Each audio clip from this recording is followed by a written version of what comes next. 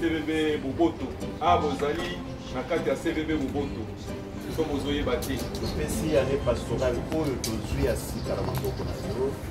Christo, Bobalisa, et Liboyayo, Salisa, Moko, Abiso, Toe, na Sika, et Poya Koyoka, Yo, Yesu Christo.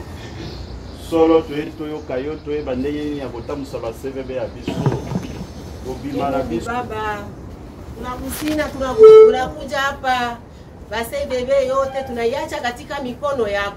Ututumie Roho Mtakatifu aendelee kutuongoza. Kwa kuwa sisi wenyewe hatuwezi hata kitu. Tunalomba nguvu za Roho Mtakatifu. Yesu Kristo, wewe ni mfalme wa wafalme. Na ufalme wako hauna mipaka. Uko juu ya yote. Wewe unayeishi na kutawala Mungu milele na milele. Amen. Amen. Maria bula oto zalipo bana mkonzi. Salisa bango bakokakotele mabazongela nzela ya yo mpe mosala moko kati ayo nyonso na maboko na yo longola oyo ezali kotungisa bango, longola oyo ezali ya malade ezali kolembisa, longola mokonzi nzambe oyo ezali bapasi lolenge na lolenge na kati ya maboko ya bato na yo na biso mokonzi po ete banzoto oyo ezali kotungisama mokonzi ekoki kosalela yo malamu te. Pesa biso makasi mokonzi po ete toleka na kosalela yo na Maria Losako, otondi gracia, mokonzi azali na yo, abenisire yango ya basi banso, abenisi mpe Yesu mwana wa yo, Sainte Maria, Maman wa Nzambe, sambela mpo ya biso basumbuki, sikawa mpe otango ya liwa na biso. Maria losako, otondi gracia, mokonzi azali na yo, abebisi yo eyambo ya basi baso, abebisi Yesu mwana wa yo. Sainte Maria, Mama Santo,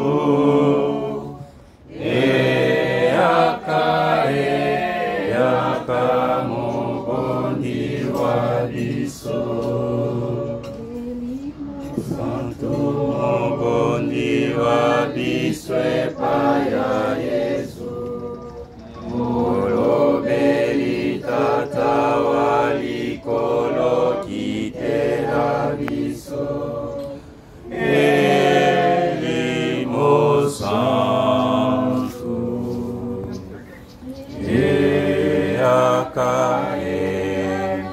Elimo Santo,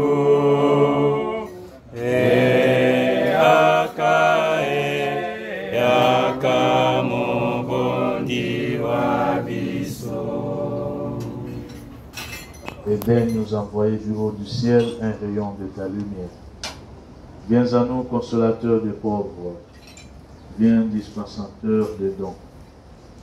Viens, toi qui illumines nos cœurs, que le guide souverain et ôte peine ce qui est aride, guéris ce qui est blessé, assouplis ce qui est raide, réchauffe ce qui est froid, envoie ce qui est faussé.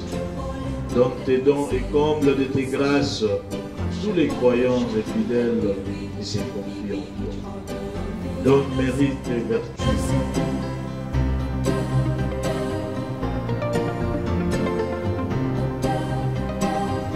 Le rôle et place moyenne des milliers de nombre de foyers de CVB dans la prise en charge de la mission et le devoir de redevabilité dans la propriété de base nationale. Si ya potena se présenter ngai moko na nzambe na yeba quand même CVB nini ezali awa mingi mpenza batata bayaki mpe bamama bayaki nayebi te ça juste moi ngai moko mpe nanimonisa Pensez à tout ça, la tour de temple rapide. Ça. Sangani oya kosambela tosambelaka deja na misa na makambo mosusu to mpe na mangomba na masanga kasi na ngonga oyo ya ezuzu ya boye ezali ngonga oyo tomatisaka mpenza niveau to mpe bozindo ya losambo mpe tokopesaka mingi matoi na biso na liloba ya nzambe po te nzambe alobela biso po te toyoka oyo nzambe lengeli po ya biso po ya komatisa boyango ya biso expression oyo ezali mpenza kolakisa ya solo te église ezali mystère de communion lokola toyoki na Vatican II ezali bacommunauté de base ya CVB. Participation ya bino ezali de grande importance. Pourquoi? Parce que vous allez vous participer, je souligne bien les mots, activement à l'évangélisation, où c'est au niveau de là, ceux qui viennent vous allier, mission inatopé tinawana, et kokufa, au boto, et ce n'est pas évidemment, ceux qui pensent au niveau de la base, nous savons des années négligées. On a bien parlé de ce que nous avons trouvé un professeur, nous avons toujours comment agir le plan d'Afrique. Exemple, il y a du soya Zahir, déjà très avancé dans la communauté de base. Parce que Bambo, surtout, parce que nous avons un contexte dans la théologie de la libération. Ça s'est inspiré dans la théologie de la libération, ils vont être en Amérique latine. Parce que la soirée qui est tradition, c'est pour l'évangile et pour l'engouement. Et bah, nous avons fier du souverain congolais, nous avons fier de la communauté, nous avons voté de Samus, nous avons voté l'exemple de Zahir. Ils ont rendu là, il y a Rite, Djouzi, ils ont pu rendu là, il y a communauté ecclésiale. Vous allez assumer la responsabilité, vous avez une grande responsabilité pour évangéliser. Parce que la base, vous allez vous soutenir l'Église. Votre celui de comprendre la responsabilité dans la mission, il y a un rôle, une place. Il y a mission, il y a un français, libre. Ça veut dire que vous allez guide, vous allez comprendre. Ok? Vous allez même temps animateur aussi, à tout sensibiliser, à tout continuer, vous allez vous s'amener, ainsi de suite. Et là, vous allez sauter. Impossible. Je ne peux pas te laisser à un moyen de seul tous les travaux, toute une communauté, de faire. N'est-ce pas? Si vous avez vu sur la membre de la famille, vous avez vu sur la membre de la CPP, la communauté.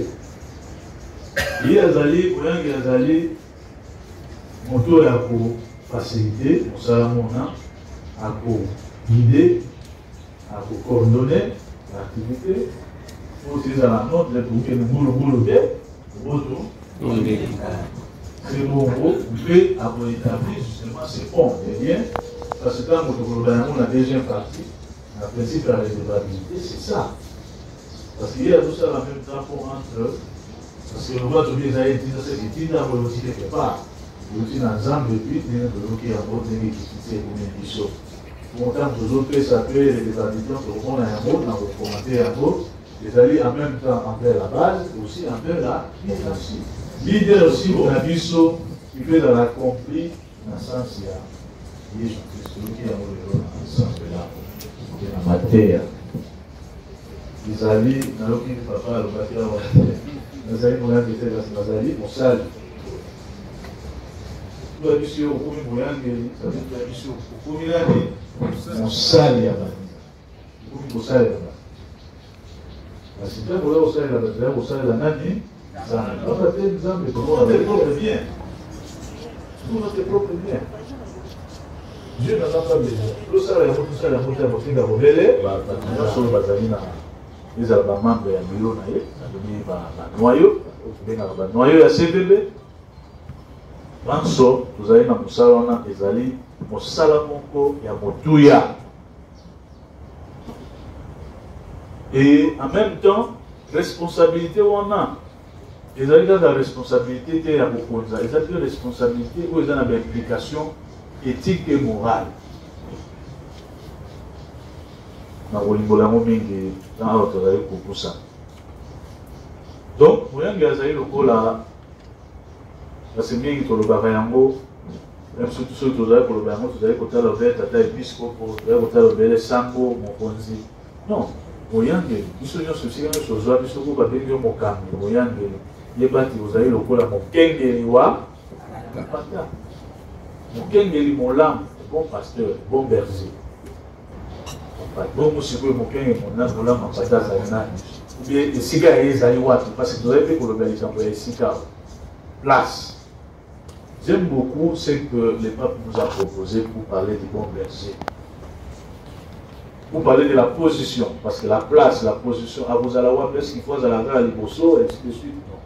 Sans tout pas, François a émis du sauté. Mokeng et Mola, Mouampata, à Zaina Psyka. D'abord, et l'Ibosso, avec la Sanzela, tant on souci. À Zogisima, pour soutenir, pour sécuriser, Pata, tant on souci à Zaina Kati. Pote aïe baba pate aïe malamu mpe aïe négabi alu basolo ya pata. Ça veut dire que aïe ma réalité il y a bon moyen expérience ya moko. Et puis en tant que tel il faut pe elakisama na ezali ya biso pe yango wana mpona koyeba ezali ya mokambi de proposer fondement biblique. Mwana wayoba molimo Timothée ndenge nini akopesa exhortation ena na bakristo kote ntango akopono ba responsable ya ba petite communauté adelandela profil wana. Timothée 3, donc les 11 premiers versets. Cette parole est certaine. Si quelqu'un aspire à la charge d'évêque, il désire une œuvre excellente. Il faut donc que l'évêque soit irréprochable, mari d'une seule femme, sobre, modéré, réglé dans sa conduite, hospitalier, propre à l'enseignement. Il faut qu'il ne soit ni adonné au vin, ni violent, mais indulgent, pacifique, désintéressé. La carte d'identité, profession, viveur. Donc, mon sala, on les a tous remarqués. Pourquoi les autres ont alors, vas-y, puis on va créer. Dans la télémia, dès qu'on voit à sacristain, à Zalaka sacristain, comme vous l'avez fait Yannick, aïe, on a dit, oh, mais ça, on a télémia, vous avez fait retour. Là, l'habitude, nous avons tout dans les bisous. Bisous, la paroisse. Mais là, on a le but, papa, on a battu comme ça, ça, non, non, vous avez bien ça, mais où il y a télémia aussi? Oh! Il fallait pour la tata, moi, signe pour toi, dans la question de ma paroissienne.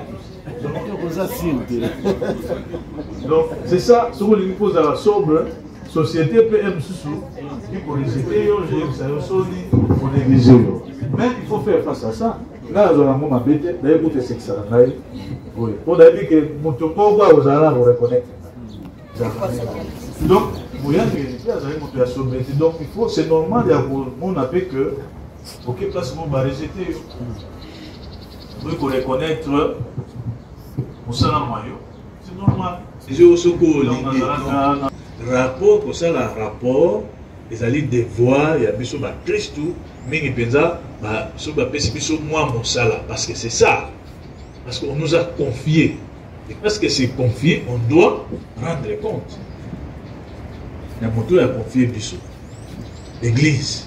Oh, surtout l'église, pourquoi tu as contact là? Parce que nous allons rendre compte. Nous sommes dans une réunion. Tout le monde d'abord, nous allons continuer à la stage, nous allons vacciner. Alors, il faut maintenir le niveau. Dans ce cas, la stage, nous allons dire ça, ça, on va faire ça, après ça évalue. Ça, il va évaluer le bino bâti. Ah! On a dit, il va évaluer tout ça, il dit, bon. Nous avons tendance, ils arrivent, ce comme de là, ils vont dire, ah, ils ont dit, ah, c'est qu'il va bien. Pour ça, là, moi, mon yang, noyau, il y a ce qui va servir bien à Bissou. C'est pour ça, là, mon nez, je sois un beau, la négligence, et pour moto, c'est pour ça, mon nez, pour ça, là, mon zam, zam, des motos à thé, Bissou, pour tout ça, les alliés. Puis, tout ça, la fière d'un dernier positif, ça veut dire, de motiver Bissou. Tout n'y pas, tout en est 5 ans, voilà. Il y a ça derrière. En bas des années, ça me puis, vous y êtes, à autour de ça, dans un peu, nous en bannons.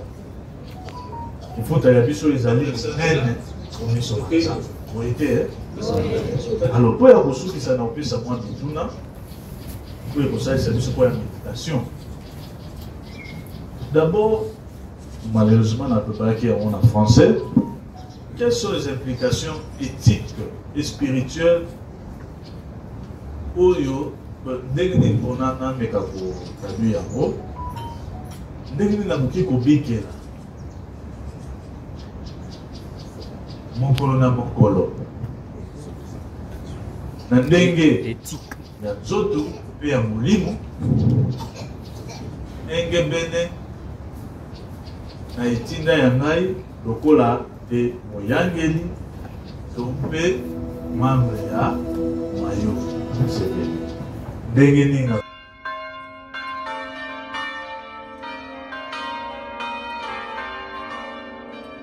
L'ange du Seigneur apporta l'annonce à Marie. Et elle conçut du Saint-Esprit. Je vous salue, Marie, comblée de grâce.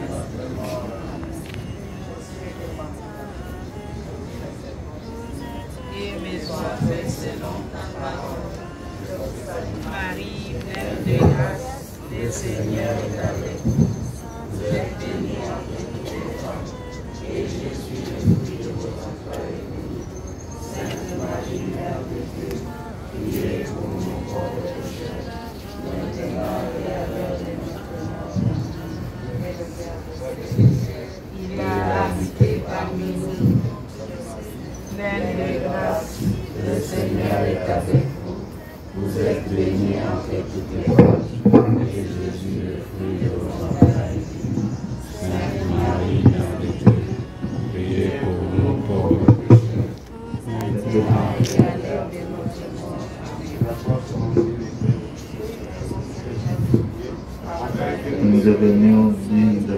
Kristo.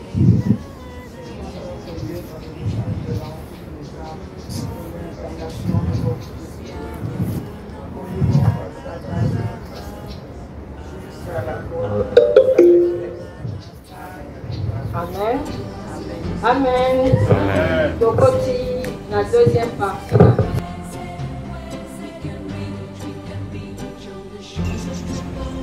Nous avons des difficultés à redynamiser les CVB.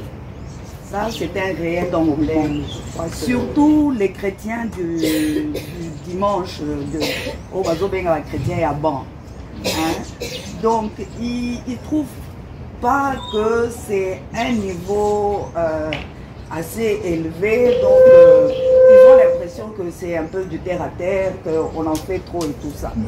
Ne vous en faites pas. Moi-même, au début, quand je ne fréquentais pas les CVB, j'étais aussi du genre. Mais vraiment, on a de grandes difficultés à redynamiser les CVB, bien que c'est une mission qui nous est tous confiée. Et je dis merci au président Mounor d'avoir pensé à faire cette collection. Mais je crois qu'on devrait s'adresser à la masse. Aux chrétiens qui sont restés à l'église. Oui, cet enseignement. Parce que beaucoup sont vraiment détachés. Ils contribuent, mais ne participent pas. Merci. Vous avez appelé commission Moko, là où était la première partie. Rôle, il y a le professeur qui est global. Il y a l'église, il y a l'âme. Apparemment, oui, monsieur, il y a une mission primordiale. Mais apparemment, pour moi, je ne sais pas ce que déviation sont une naïveté. Mais il y a l'église, il y a un réveil. Mission, on a commis un peu secondaire. Après, si mission, commis une prophétie. Des prophéties, des miracles. Apparemment, c'est comme si on veut effacer la première mission de l'église. La difficulté, la maman bon, il est vrai que difficulté, nous sommes déjà la participation, il y a des paroissiens. Les difficultés, nous sommes et aussi la biso bakami. Parce que tous autres, il y a aspect spirituel, il faut sauter. Mingi, tous autres, il y a bon moto, il faut sauter. Ce qui est la question est la redevabilité. La plupart du temps, la CVB, en tout cas la paroisse, la service EBD, tu vas rendre compte. Il va rendre compte était bon à Nini, parce que rendre compte, comme vous avez dit, il ne voit que l'argent. Surtout les trésoriers, on a passé. Adieu, mbongo la biscuit. Mama Emma, eza pe na kati na biso bakambi na aspect ya manque à collaboration. Parce que je vois très mal tout ça la redevabilité, ce qui biso moko na kati ya bakambi collaboration ezali. Déplace Mama Emma lobi moi makambi ya mike ce que ezali, bato bayaka te, bazui raison à kolbaki bakoyate. Ko bazomona na kati na biso bomoko ya kokamba ezali ya mibale kozanga koyoka ba vite ya baninga baso soki totikali kaka na bongai ke oyo ngai nalobi yango kaka kosalema elembisaka mpe baye basusu bazali kosala lisanga epuis kozanga kondima basusu ndenge bazali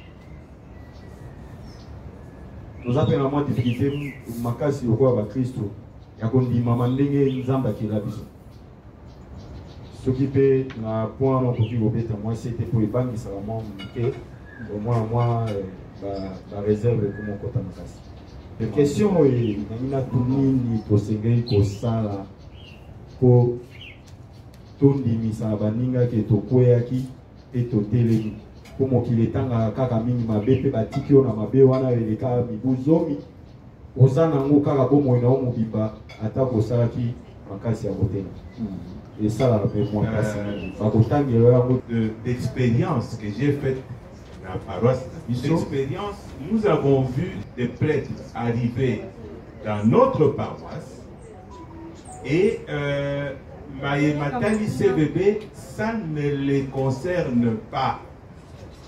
Et pour aller dans le sens, il y a qu'au susciter envie wanaya Christouba Kende et Zarakamouan. Tout simplement puisque lui-même ne sait pas ce que c'est. Il vient découvrir la CVB. Alors ça pose problème. À la différence. Comprennent que c'est le souci de se retrouver ensemble d'abord. Parce que si c'est seulement l'évangélisation, évangéliser, changer mon comportement, être un témoignage, exhorter mes enfants, mes amis au travail, tout ça. Pourquoi je dois venir encore le jeudi à 18h quelque part dans le quartier? Pourquoi?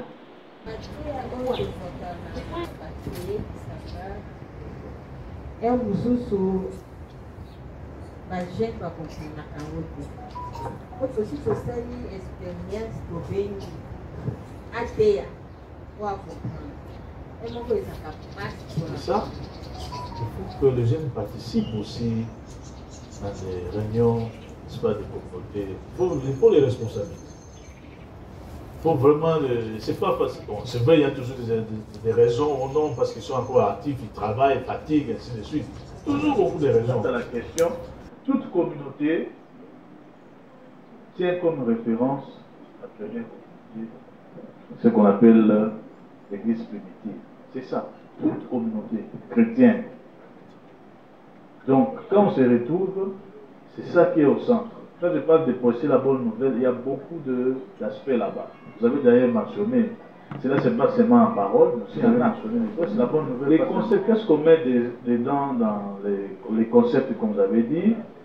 C'est vrai, c'est un peu théologique si je vais répondre à cette question de manière théologique, mais je vais quand même essayer de descendre un peu pour dire que, en commençant par l'aspect que vous avez soulevé, n'est-ce pas, d'utiliser la première communauté comme référence, il faut déjà aller par la définition même du terme.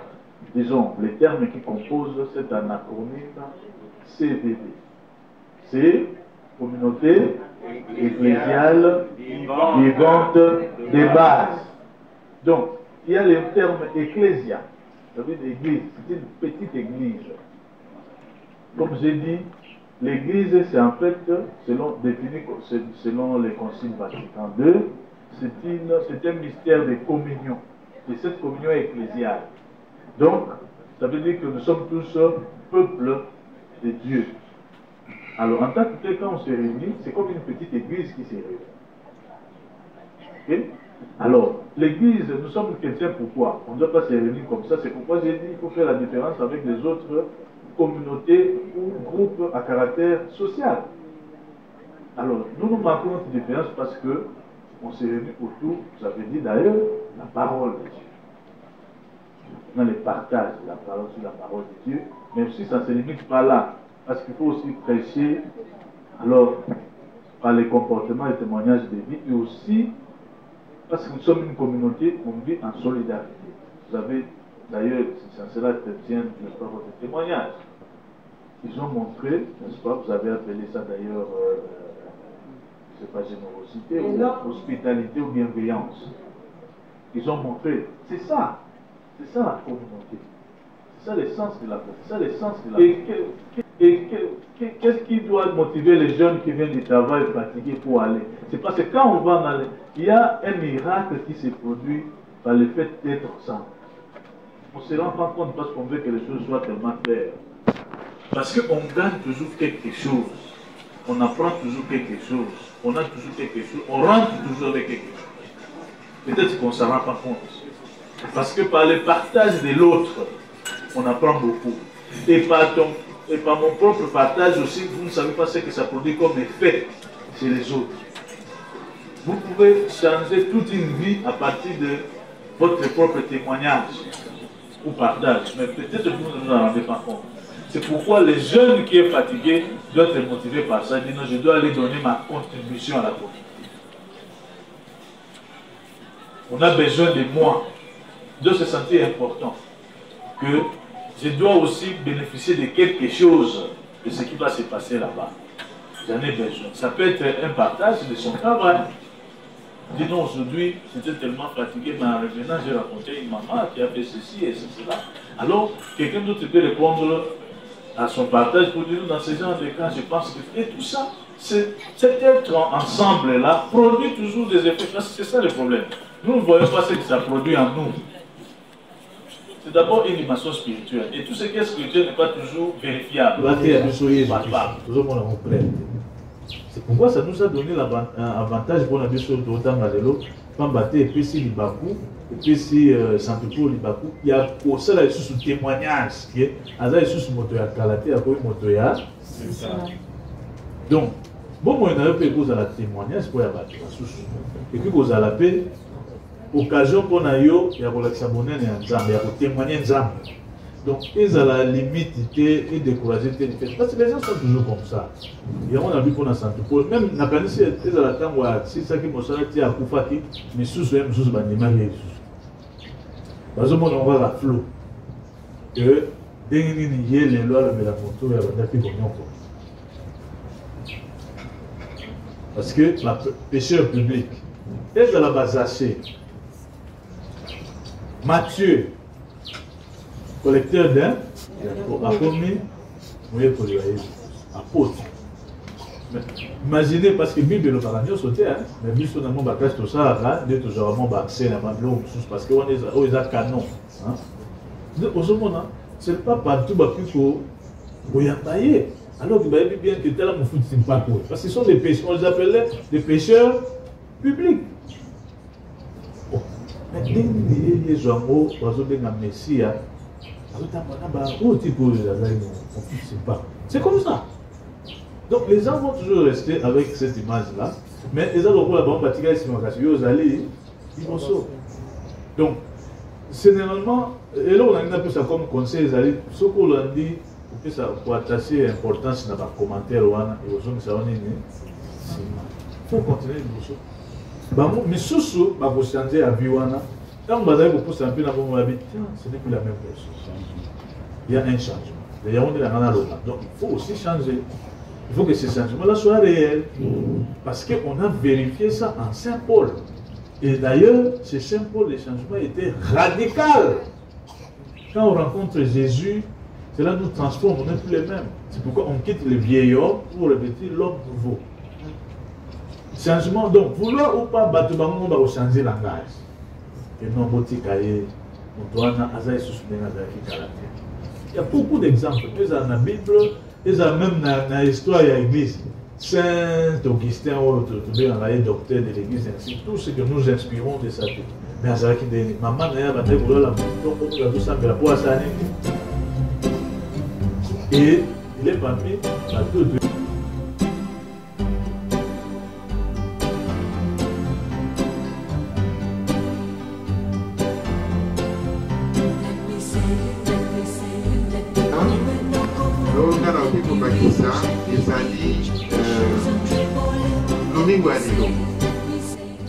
Domingo Anelo, on a parlé de Christ le roi de l'univers. Et Christ le roi de l'univers, on a dit dans la mise à terre, on a mis sa place dans la terre. Je fais remarquer deux choses. Le Christ dit, mon royaume n'est pas de ce monde, mais c'est un royaume dans ce monde. Il faut faire très attention. Le royaume n'est pas de ce monde, mais il est dans ce monde. Et j'en ai profité pour dire, si le royaume n'est pas de ce monde, il est dans ce monde, c'est qu'il a une mission. Et c'est cette mission-là qui doit être la mission des baptisés. Si on lit Jean 17, dans ce que l'on appelle la prière sacerdotale du Christ, parlant de ses disciples, il dit, ils ne sont pas du monde, mais ils sont dans le monde. Je ne te demande pas de les retirer du monde, Boboto. C'est très fort. Le Christ ne demande pas que nous soyons retirés du monde. Mais qu'est-ce qu'il demande? Réserve-les du Allah. Nzambe abatela biso na monguna. Po esika bana Nzambe basambelaka monguna azalaka. Alors, soki bino bozala tokoyebi koyika na losambo te, koyika mpiko na losambo te, ekomami te ngano. Ekomami nakoti bamashaka, c'est très bien. Mais ekomate ne votre modus vivendi, donc ndenge la bino boviva. Sika bozali wana soki molangi ya suka esili te okotelema te. Non, ça sont les réalités du monde. Et j'en ai profité pour dire le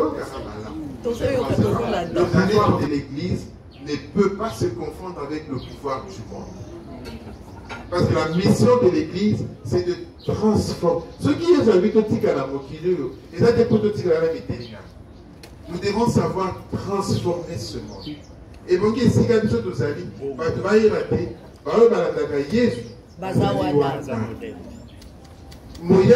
il faut être la moto à la kisa. Et le Christ dit, je ne suis pas, mon royaume, ma royauté n'est pas de ce monde, mais je suis venu dans le monde pourquoi? Rendre témoignage à la lumière. C'est quoi cette vérité-là? La vérité du Christ consiste en ceci. Être toujours tourné vers le Père. Angoki kosala likambo te soki atuli tata na ye. Angoki kosala likambo te soki ayebi te ke eske kosepelisa tata. En d'autres termes, pour être beaucoup plus pratique, yo ndenge ozala bamoni oyo bavers bamimi na boîte de nuit. Eske kosepelisa tata. Koza makambo mosusu bato nyonso bakosala te bakosala lisusu.